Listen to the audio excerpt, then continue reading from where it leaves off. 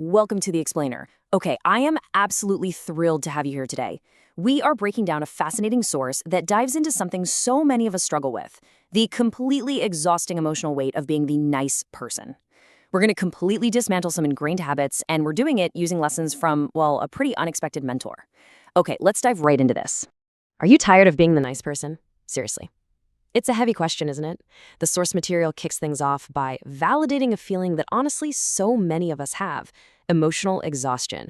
You might be carrying this invisible weight every single day, feeling obligated to constantly keep the peace, avoid conflict at all costs, please absolutely everyone around you, and just swallow your pride. And hey, if you've been doing this, you know firsthand just how incredibly draining it really is.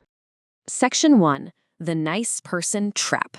So from childhood, society conditions us early on, like extremely early on, to be people pleasers. We're fed what the source calls the comfortable lie. You know the one, that the good always win in the end, and if you're just kind, honest, and humble, the world will magically recognize it and reciprocate. But here is the brutal truth. The world doesn't actually reward nice guys. It rewards the strategic. The world is governed by utility, not blind kindness. Trying to please everyone doesn't make you a saint. It actually just makes you a predictable, controllable hostage. Think about how people actually perceive you right now. If you're playing the role of the nice guy, you're probably always chasing people, justifying your actions, and constantly over-explaining yourself. Because of this, unfortunately, you're seen merely as a tool or a resource, which makes you super easily discarded. Now, contrast that with the boundary setter. This is a person who says no clearly. Because they don't just fade away or bend to every single whim, they carry a real presence and are highly respected. In the real world, blind kindness is actually perceived as a weakness. Section 2. The fear behind the mask. So why on earth do we act this way if it's so detrimental to us? Well, the source redefines people-pleasing not as genuine kindness, but actually as an unconscious survival strategy. It's a deep emotional trap driven by the fear of rejection, abandonment, and confrontation. Think about it. You likely learned back in childhood that if you showed anger or tried to set boundaries, you might get punished or lose someone's love. So you adapted. But over time, that adaptation turned straight into submission. The crucial point here is this. You call it empathy, but it is actually fear of confrontation. Wow. That is a massive rhetorical punch, right? What feels like a virtue, calling yourself understanding or kind or empathetic, is actually a psychological prison. It's a mask we use to avoid the pain of rejection, and it completely suffocates your true authenticity. Section 3. Machiavelli's brutal reality.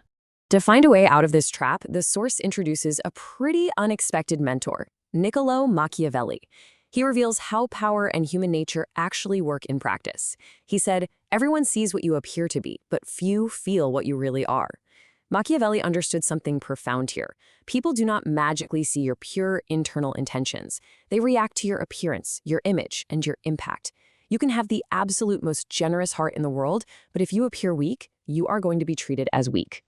Machiavelli's ultimate warning is that pure morality, when it's completely detached from reality, is a dangerous trap. If you try to act like a perfectly good person in all circumstances, especially, and I mean especially, among people who are definitely not playing by those same moral rules, you are on a direct path to ruin. You won't win them over, you'll just gain abuse and injustice. Section 4. The Fox and the Lion. This brings us to Machiavelli's core metaphor for actually surviving the real world. You need to master a very specific duality. First, you must be the fox. You have to be cunning enough to see hidden dangers, move silently, and recognize when you're being manipulated. But you also must be the lion. You need to carry the strength and presence to impose fear. True strategy requires both. You absolutely need the wisdom of the fox to avoid being played, and the strength of the lion to make others think twice before they even try to cross you. This duality builds into the Machiavellian concept of virtù. Now, don't get this confused with the modern word virtue. This doesn't mean strict, submissive moral goodness. Instead, it's a highly strategic mix of courage, intelligence, audacity, and self-control. And listen, adopting this mindset does not mean you suddenly become cruel. Not at all. It means you act with wisdom, with coldness when absolutely necessary, to maintain order in your own life. Section 5. Taking back your power. So how do we practically apply all this? Well, first we have to realize that we so often confuse naivety with kindness. Naivety is expecting reciprocity where there is none.